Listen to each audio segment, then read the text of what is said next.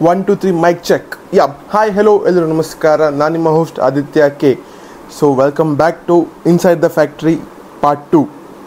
So ಈ ಸೀರೀಸಲ್ಲಿ ಎಂತ ಅಂತ ಹೇಳಿದರೆ ನಾವು ಕೆಲವು ಫ್ಯಾಕ್ಟ್ರಿಯನ್ನು ವಿಸಿಟ್ ಮಾಡ್ತೇವೆ ಮತ್ತು ಆ ಫ್ಯಾಕ್ಟ್ರಿಯಲ್ಲಿ ಹೇಗೆ ಡಿಫ್ರೆಂಟ್ ರಾ ಪ್ರಾಡಕ್ಟಿಂದ ಡಿಫ್ರೆಂಟ್ ಐಟಮನ್ನು ಮಾಡ್ತಾರೆ ಅಂಥೇಳಿ ತೋರಿಸ್ತೇವೆ. ಸೊ ನಾವಿವತ್ತು ಬಂದದ್ದು ಒಂದು ಕ್ಯಾಶು ಫ್ಯಾಕ್ಟ್ರಿಗೆ. ಈ ಫ್ಯಾಕ್ಟ್ರಿ ಹೆಸರು ಎಂತ ಅಂತ ಹೇಳಿದರೆ ಸಂತೋಷ್ ಕ್ಯಾಶು ಫ್ಯಾಕ್ಟ್ರಿ ಅಂಥೇಳಿ. ಸೊ ಈ ಫ್ಯಾಕ್ಟ್ರಿಯಲ್ಲಿ ಹೇಗೆ ಸ್ಟೆಪ್ ಬೈ ಸ್ಟೆಪ್ ಪ್ರೊಸೆಸ್ ಹೇಗೆ ಸ್ಟಾರ್ಟ್ ಆಗ್ತಾ ಅಂತ ನೋಡುವ.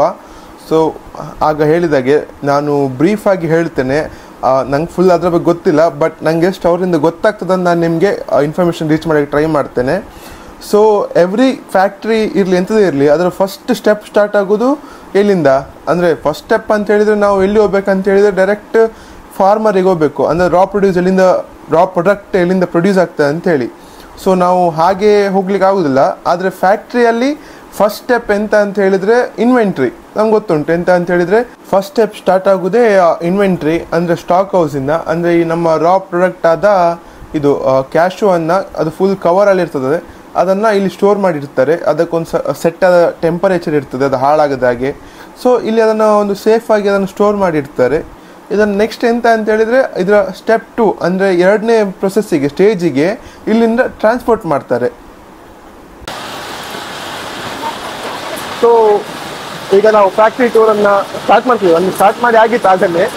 ಈಗ ಅಫಿಷಿಯಲ್ ಆಗಿ ನಾವು ಫಸ್ಟ್ ಸ್ಟೆಪ್ ಆಯಿತು, ಸ್ಟೋರೇಜಿಂದ ಒಳಗೆ ಹೋಗ್ತಿದ್ದೇವೆ. ಸ್ವಲ್ಪ ಡಿಸ್ಟರ್ಬೆನ್ಸ್ ಉಂಟು, ಅದು ಸೇರಲಿ ಹೋಗುವ. ಜಾಗ ಸ್ವಲ್ಪ ಕಮ್ಮಿ ಉಂಟು ನಮ್ಮಂತ ನಡ್ಕೊಂಡು ಹೋಗ್ಲಿಕ್ಕೆ.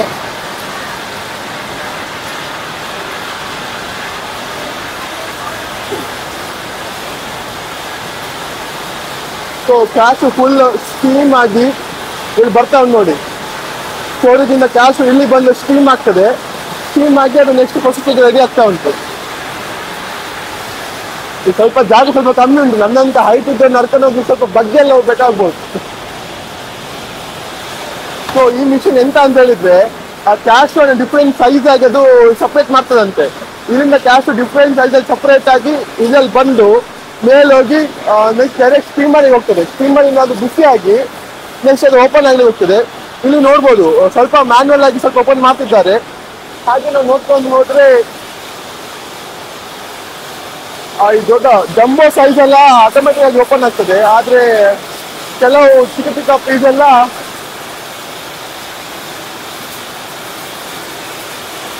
ಇಲ್ಲಿ ಎಂತ ಆಗ್ತದೆ ನಂಗೆ ಗೊತ್ತಾಗ್ತಿಲ್ಲ.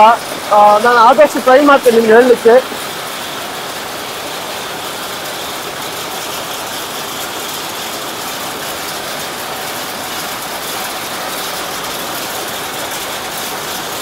ಸೊ ಇಲ್ಲಿ ನೋಡ್ಬೋದು ಕ್ಯಾಶು ಅಲ್ಲಿ ಸಪ್ರೇಟ್ ಆಗಿದೆ, ಇದು ಶಿಫ್ಟ್.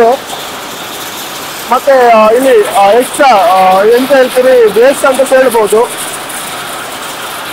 ವೇಸ್ಟ್ ಅಂತಲ್ಲ, ಡ್ಯಾಮೇಜ್ ಪೀಸಸ್ ಇಲ್ಲಿ ಸಪ್ರೇಟ್ ಆಗ್ತಾ ಉಂಟು.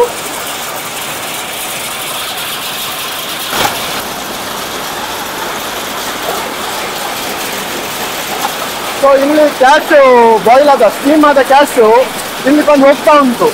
ಇಲ್ಲಿಂದ ಹೋಗುವಾಗ ಅದು ನೆಕ್ಸ್ಟ್ ಅಲ್ಲಿ ಹೋಗಿ ಓಪನ್ ಆಗ್ತದೆ, ಮತ್ತೆ ಕ್ಯಾಶ್ ಸಪ್ರೇಟ್ ಆಗ್ತದೆ, ಮತ್ತೆ ಅದರ ವೇಸ್ಟ್ ಸಪ್ರೇಟ್ ಆಗ್ತದೆ. ಬೋತ್ ಮಿಷನ್ ಸೇಮ್ ವರ್ಕ್ ಮಾಡ್ತಾ ಉಂಟು.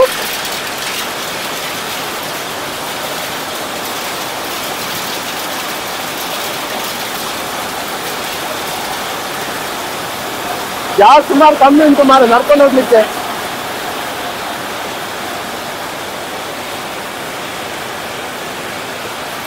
ಸೊ ಇಲ್ಲಿ ಕ್ಯಾಶನ್ನು ಇದು ಮಾಡ್ತಿದ್ದಾರೆ. ಇಲ್ಲಿಂದ ಈ ಕಂಟೈನರಿಗೆ ಹಾಕಿ ಇದು ನೆಕ್ಸ್ಟ್ ಪ್ರೊಸೆಸ್ಗೆ ಹೋಗ್ತಾ ಉಂಟು. ಎಂತ ಅಂತ ಹೇಳಿದರೆ ಅವ್ರ ಹತ್ರ ಕೇಳುವ. ಸೊ ನಾವಿಲ್ಲಿ ನೋಡ್ಬೋದು ಎಂತ ಅಂತ ಹೇಳಿದರೆ ಕ್ಯಾಶು ಅಲ್ಲಿ ಯಾವುದು ಒಳ್ಳೆದುಂಟು ಅದು ಸಪ್ರೇಟಾಗಿ ಮೇಲೆ ಹೋಗ್ತದಂತೆ ಇಲ್ಲಿ. ಮತ್ತು ಯಾವುದು ಸ್ವಲ್ಪ ವೇಸ್ಟ್ ಕ್ವಾಲಿಟಿ ಉಂಟು, ಕಮ್ಮಿ ಕ್ವಾಲಿಟಿ, ಅದು ಇಲ್ಲಿ ಕೆಳಗೆ ಬಂದು ಸ್ಟೋರ್ ಆಗ್ತದೆ. ಒಂದು ಒಳ್ಳೆಯ ಟೂರ್ ಅಂತ ಆಯಿತು. ನನ್ನ ಇದು ಇಲ್ಲಿ ಸ್ಟೋರ್ ಆಗಿ ಗಾಡಿಗೆ ಹೋಗ್ತದಂತೆ. ಸೊ ಬಾಪ್ರೆ ಅಂತ ಹೇಳಬೇಕು. ಅಲ್ಲಿ ನಾವು ನೋಡ್ತೀವಿ ಕ್ಯಾಶು ಸಪ್ರೇಟ್ ಆಗಿ, ಅಂದರೆ ಒಳ್ಳೆಯ ಕ್ಯಾಶು ಬಂದು ಸಪ್ರೇಟ್ ಆಗ್ತದೆ. ಇಲ್ಲಿ ಆ ಕ್ಯಾಶನ್ನು ರೋಸ್ಟ್ ಮಾಡ್ತಾರೆ. ಒಳ್ಳೆ ಬಿಸಿ ಇದೆ ಇದು. ಇದು ಎಷ್ಟು ಗಂಟೆ ರೋಸ್ಟ್ ಆಗ್ತದೆ ಅಣ್ಣ? 8 ಗಂಟೆ ಇದನ್ನ ಫುಲ್ ರೋಸ್ಟ್ ಮಾಡ್ತಾರೆ. ಟೆಂಪರೇಚರ್ ಎಂತ? 80 ಡಿಗ್ರೀಸ್ ಅಲ್ಲಿ. ಸೊ ಈಗ ಇಲ್ಲಿ ಎಂತ ಅಂತ ಹೇಳಿದ್ರೆ ಅದು ತೋರಿಸಿದೆ ಅಲ್ಲ, ಅಲ್ಲಿಂದ ಆ ಜಾಗದಿಂದ 8 ಅವರ್ಸ್ ಅದು ಫುಲ್ ರೋಸ್ಟ್ ಆಗ್ತದೆ. ಅಲ್ಲಿ ರೋಸ್ಟ್ ಆಗಿ ಆದ್ಮೇಲೆ ನಾನು ಅದೇ ಒಂದು ಫೈನಲ್ ಪ್ರಾಡಕ್ಟ್ ಅಂತ ಎನ್ಸ್ಕೊಂಡಿದ್ದೆ, ಅಲ್ಲ ಅಂತೆ. ಅಲ್ಲಿಂದ ನೆಕ್ಸ್ಟ್ ಆಚೆ ಲಾಸ್ಟ್ ಅಲ್ಲಿ ನಾವು ಹೋಗ್ತಿದ್ದೇವಲ್ಲ, ಇಲ್ಲಿಂದ 8 ಅವರ್ಸ್ ರೋಸ್ಟ್ ಆದ್ಮೇಲೆ ಅಲ್ಲಿಗೆ ಅದನ್ನ ಶಿಫ್ಟ್ ಮಾಡ್ತಾರೆ. ಶಿಫ್ಟ್ ಮಾಡಿ ಅದನ್ನ ಎಂತ ಪುನಃ ಕವರ್ ತೆಗಿತಾರೆ. ಸೊ ಇದರ ಕವರ್ ಅಂತ ಹೇಳಿದ್ರೆ ಖಾಲಿ ಔಟರ್ ಲೇಯರ್ ಒಂದ್ಸತಿ ಹೋಗುದಿಲ್ಲ, ಡಿಫ್ರೆಂಟ್ ಪ್ರೊಸೆಸ್ ಉಂಟು. ಇದೆಲ್ಲ ನಾವು ನೋಡಿದ್ರೆ ಈಗ ಫೈನಲ್ ಪ್ರಾಡಕ್ಟ್ ಇದು ಮತ್ತೆ ನೋಡುವ. ಸೊ ಅಲ್ಲಿ 8 ಅವರ್ಸ್ ಹೀಟ್ ಅಂದ್ರೆ 8 ಅವರ್ಸ್ ರೋಸ್ಟ್ ಆದ್ಮೇಲೆ ಅದನ್ನ ಇಲ್ಲಿಗೆ ಶಿಫ್ಟ್ ಮಾಡ್ತಾರೆ. ಇಲ್ಲಿಗೆ ಶಿಫ್ಟ್ ಮಾಡಿ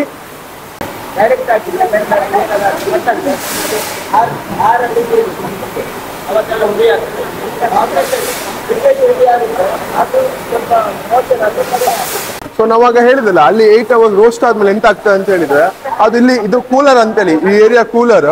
ಇಲ್ಲಿ ಬಂದದು ಕೂಲ್ ಮಾಡ್ಲಿಕ್ಕೆ 5 ಅವರ್ಸ್ ಇದನ್ನ ಇಲ್ಲಿ ಕೂಲ್ ಮಾಡ್ತಾರೆ. ಆ ಕ್ಯಾಶು ಅನ್ನ ಇಲ್ಲಿ ಕೂಲ್ ಮಾಡಿ, ಇದು ಕೂಲ್ ಮಾಡೋ ಮೇನ್ ರೀಸನ್ ಎಂತ ಅಂತ ಹೇಳಿದ್ರೆ, ಆ ಕವರ್ ತೆಗಿಯುವಾಗ ಅಂದ್ರೆ ಸಿಪ್ಪೆ ತೆಗೆಯುವಾಗ ತುಂಬಾ ಬಿಸಿ ಇದ್ದಾಗ ರೋಸ್ಟ್ ಆಗಿರ್ತದೆ. ರೋಸ್ಟ್ ಆಗಿದ್ದಾಗ ಅದು ಎಂತ ಹೇಳ್ತೀರಿ, ಹುಡಿ ಆಗ್ಬೋದು. ಆದ ಕಾರಣ ಅದನ್ನ ಹೀಗೆ ಕವರ್ ತೆಗಿಬೇಕಂತ ಹೇಳಿದ್ರೆ ಕೂಲ್ ಮಾಡಿ 5 ಅವರ್ಸ್ ಕೂಲ್ ಮಾಡಿದಾಗ ಅದು ರಬ್ಬರ್ ಆಗಿ ಸಾಫ್ಟ್ ಆಗ್ತದೆ. ಆಗ ಇದನ್ನ ಕೂಲ್ ಮಾಡ್ಲಿಕ್ಕೆ ಈಸಿ ಆಗ್ತದೆ. ಸಾರಿ, ಕೂಲ್ ಅಲ್ಲ, ಸಿಪ್ಪೆ ತೆಗಿಲಿಕ್ಕೆ. ಈಗ ನಾವು ನೋಡ್ಬೋದು ರೆಡ್ ಆಗುಂಟು ಕಲರ್. ಯಾಕಂತ ಹೇಳಿ ಇದರ ಮೇಲೆ ಪುನಃ ಒಂದು ಔಟರ್ ಲೇಯರ್ ಕವರ್ ಉಂಟು. ಇದು ಹೋಗಿ ಆದ್ಮೇಲೆ ನಮ್ಗೆ ನಮ್ಮ ನಿಜವಾದ ಕ್ಯಾಶು ಅಂದ್ರೆ ನಾವು ಯೂಸ್ ಮಾಡ್ತೇವೆ ತಿನ್ಲಿಕ್ಕೆ, ಅದು ನಮ್ಗೆ ಸಿಗ್ತದೆ. ಇಲ್ಲಿಂದ ಇದು ಡೈರೆಕ್ಟ್ ಹೋಗ್ತದೆ ರಿಮೂವರಿಗೆ.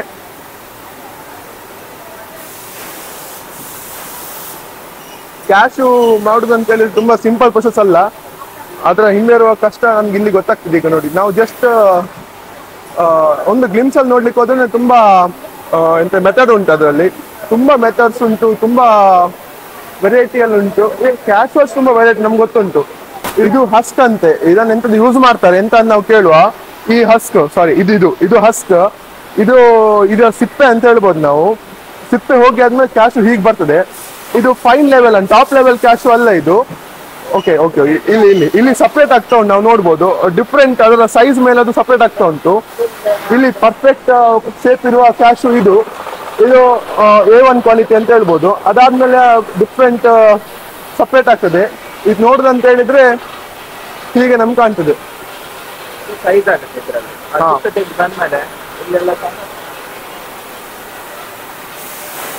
ನೋಡ್ಬೋದು ಡಿಫ್ರೆಂಟ್ ಸೈಜ್ ಇಂದ ಅದು ಡಿವೈಡ್ ಆಗ್ತಾ ಲಾಸ್ಟಿಗೆ ದೊಡ್ಡ ಸೈಜ್ ಲಾಸ್ಟಿಗೆ ಬಂದು ಹೋಲ್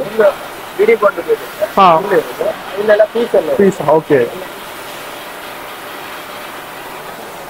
ಡಿವೈಡ್ ಆಗಿ ಮತ್ತೆ ಇನ್ನೊಂದು ಮಿಷನ್ ಈಗ ಬೇರೆ ಇದು ಫುಲ್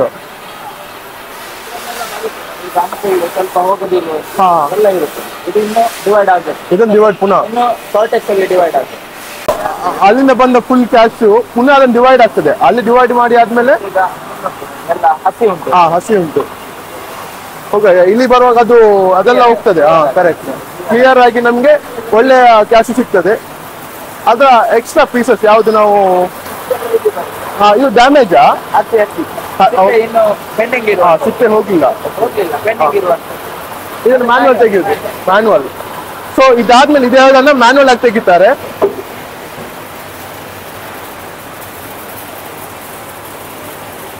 ಸೊ ಒಂದು ಒಳ್ಳೆಯ ಫ್ಯಾಕ್ಟ್ರಿ ಟೂರ್ ಆಯ್ತು ನಮ್ಗೆ.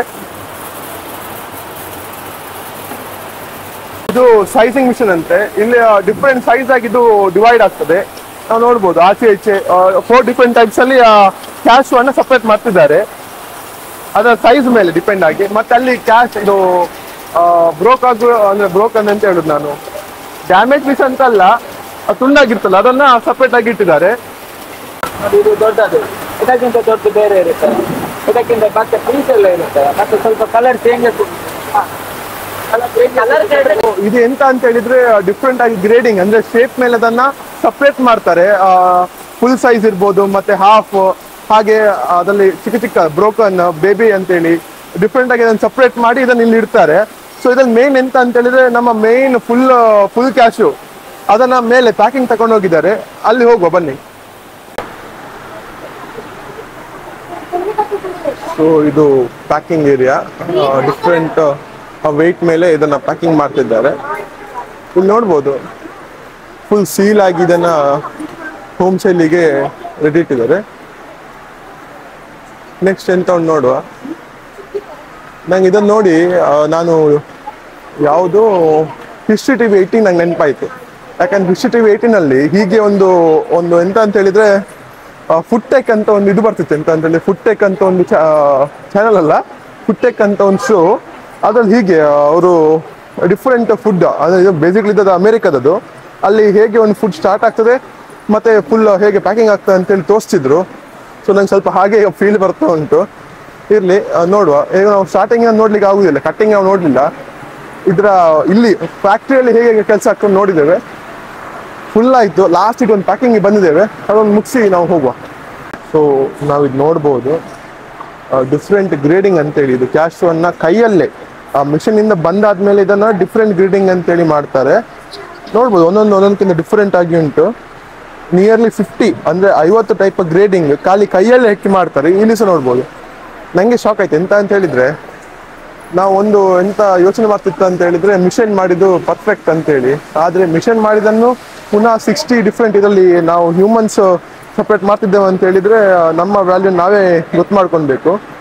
ತುಂಬ ನೋಡ್ಬೋದು ನಮ್ಮ ಶಾಲೆಯ ಮಕ್ಕಳಷ್ಟೇ ಅಲ್ಲದೆ ವರ್ಕರ್ಸನ್ನು ನೋಡ್ಬೋದು ನೀವು ಹೇಗೆ ಡೇ ಆ್ಯಂಡ್ ನೈಟ್ ಕೆಲಸ ಮಾಡ್ತಾ ಇರ್ತಾರೆ ಅಂತೇಳಿ. ಅವರ ಡೆಡಿಕೇಶನ್ಸ್ ಸುಮಾರು ಉಂಟು. ಇಲ್ಲಾಂದರೆ ಇಷ್ಟೊಂದು 50 ಡಿಫ್ರೆಂಟ್ ಇದರಲ್ಲಿ ಗ್ರೇಡ್ ಮಾಡ್ಬೇಕಂತ ಹೇಳಿದ್ರೆ ಅಷ್ಟು ಸುಲಭ ಇಲ್ಲ. ಸೊ ಇದು ಇಲ್ಲಿ ಗ್ರೇಡಿಂಗ್ ಆದ್ಮೇಲೆ ಎಂತ ಆಗ್ತದೆ ನೋಡು ಬನ್ನಿ.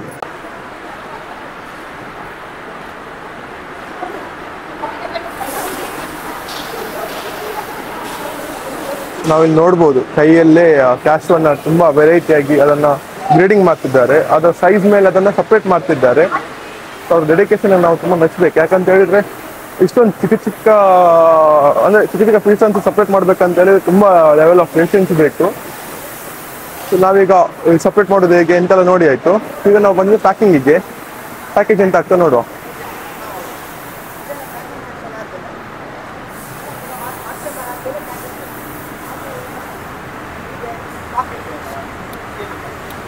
ಇದು ಎಷ್ಟು ವೆಯ್ಟ್? ಇದು 500 kg. 500 ಗ್ರಾಮ್. 500 ಗ್ರಾಮ್ ಪ್ಯಾಕೆಟನ್ನು ಇಲ್ಲಿ ಮಾಡ್ತಿದ್ದಾರೆ.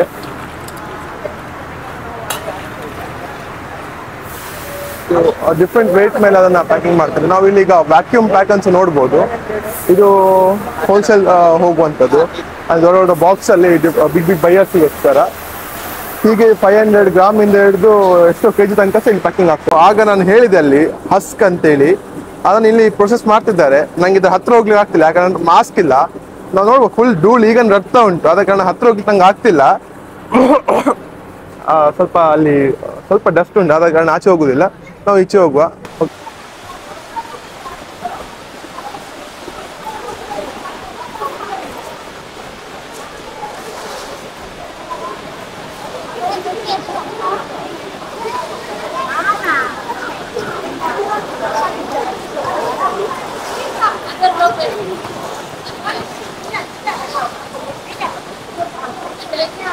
ಇದು ಎಣ್ಣೆ ಆಗುದಾ?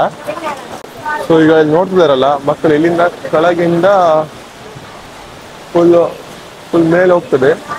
ಮೇಲೆ ಹೋಗಿ ಅಲ್ಲಿ ಮೇಲೆ ಎಣ್ಣೆ ಆಗ್ತದೆ ಅಂತೆ. ಸೊ ಇದು ಲಾಸ್ಟ್ ಪ್ರಾಡಕ್ಟ್. ಫಸ್ಟ್ ಕ್ಯಾಶು ಬೀಜ ಬಿಚ್ಚಿ ಉಳಿದ ಬೀಜ ಇಲ್ಲಿ ಬಂದು ಎಣ್ಣೆ ಆಗೋದು. ಸೊ ಅದನ್ನು ನೆಕ್ಸ್ಟ್ ನೋಡುವ. ಯಾಕಂದ್ರೆ ಡೈರೆಕ್ಟ್ ಇಲ್ಲಿ ಲಾಸ್ಟ್ ಪ್ರಾಡಕ್ಟಿಗೆ ಬಂದಿದ್ದೇವೆ. ನೆಕ್ಸ್ಟ್ ಸೊ ಇಲ್ಲಿ ಆಯಿಲ್ ಆಗ್ತದೆ. ಸೇಮ್ ಒಂದು ಚಿಕ್ಕ ಗ್ರೈಂಡರ್ ಇದ್ದ ಹಾಗೆ ದೊಡ್ಡ ಮಟ್ಟದ ಇದು ಆಯಿಲ್ ಅನ್ನು ಮಾಡ್ತದೆ. ಸೊ ನೋಡ್ಬೋದು ನಾವು ಎಣ್ಣೆ, ಅಂದರೆ ರಾ ಎಣ್ಣೆ ಇದು ಯೂಸ್ ಮಾಡ್ಲಿಕ್ಕೆ ಆಗುದಿಲ್ಲ, ಸ್ವಲ್ಪ ಇದಾಗ್ತದೆ, ಸ್ವಲ್ಪ ಬಿಸಿ ಉಂಟು ಇದು. ನೆಕ್ಸ್ಟ್ ಇದು ಎಂತ ಆಗ್ತದೆ ಅಂತೇಳಿ ಇದನ್ನು ಹೀಟ್ ಮಾಡ್ತಾರೆ, ಆಗ ಇದು ಪ್ಯೂರಿಫೈ ಆಗ್ತದೆ, ಪ್ಯೂರ್ ಆದ ಆಯಿಲ್ ಟೆಕ್ಸ್ಚರಿಗೆ ಬರ್ತದೆ. ಸೊ ಇದು ಯೂಸ್ ಎಂತ ಅಂತ ಹೇಳಿದ್ರೆ ಮ್ಯಾಕ್ಸಿಮಮ್ ಆಗಿ ಗೇರಿಗೆ, ಕೆಲವು ಪೇಂಟ್, ಹಾಗೆ ಬೇರೆ ಒಂದು ಬೈ ಪ್ರಾಡಕ್ಟ್ ಆಗಿ ಇದನ್ನು ಯೂಸ್ ಮಾಡ್ತಾರೆ. ನೋಡ್ಬೋದು ಮಕ್ಕಳು ಸಹ ಫುಲ್ ಇದು. ನನ್ನನ್ನು ನೋಡ್ತಿದ್ದಾರೆ, ಮುಂದೆ ನೋಡೋದು ಬಿಟ್ಟು ಇರ್ಲಿ ಬಿಡಿ.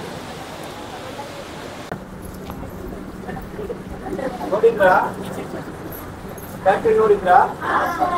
ನಿಮ್ಗೆ ಕಾಣಿಸ್ಬೋದಲ್ಲ ಕಟ್ಟಾದ್ಮೇಲೆ ಫ್ಯಾಕ್ಟ್ರಿ ಮಾಡಿ ಆಯ್ತಾ? ಮಾಡೋದಕ್ಕಿಂತ ನಾನು ಹೇಳ್ಬೋದು ಬೇರೆ ಬೆಳೆಸಲು ಒಳ್ಳೆ ನಾವು ಅಲ್ವಾ ಕೃಷಿ ಮಾಡಿ ಬರೀ ಫ್ಯಾಕ್ಟ್ರಿ ಟ್ರೈನಿಂಗ್ ನಾವು ಹೊರಗೆ ತರಬೇಕಲ್ಲ. ಅಲ್ಲ ಎರಡು ಸಹ ಬೇಕು, ಬೆಳೆಸಿದನ್ನು ಪ್ರೊಸೆಸ್ ಮಾಡಬೇಕು. ಹಾಗಾಗಿ ತಿನ್ನುವವರು ಸಹ ಬೇಕು. ಈಗ ತಿನ್ಲಿಕ್ಕೆ ಕೊಡ್ತೇನೆ ಆಯ್ತಾ ನಿಮಗೆ.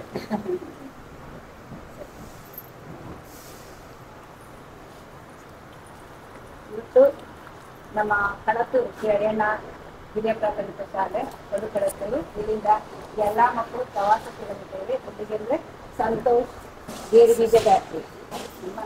ಇಲ್ಲಿ ನಮ್ಮ ಈ ಫ್ಯಾಕ್ಟ್ರಿಯನ್ನು ವೀಕ್ಷಿಸಲಿಕ್ಕೆ ಹಾಗೂ ಅದರ ಕಾರ್ಯವೈಖರಿಗಳನ್ನೆಲ್ಲ ತಿಳಿದುಕೊಳ್ಳಲಿಕ್ಕೆ ಮೊದಲನಾಗಿ ಅನುಮತಿ ಬೇಕು.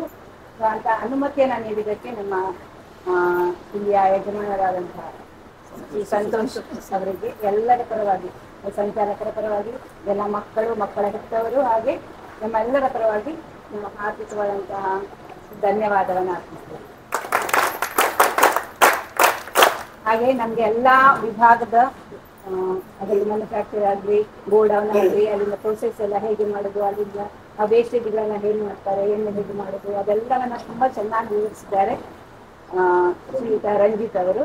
ಇವರಿಗೂ ಕೂಡ ಎಲ್ಲರ ಪರವಾಗಿ ಧನ್ಯವಾದವನ್ನು ಇನ್ನೊಬ್ರು ಕೂಡ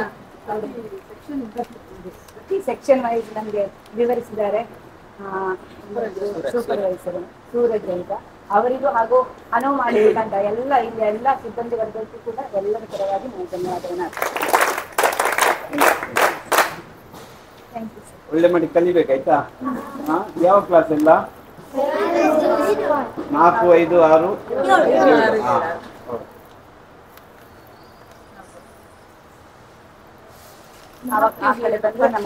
ಸ್ಕೂಲಿಗೊಮ್ಮೆ ಬೇಕು.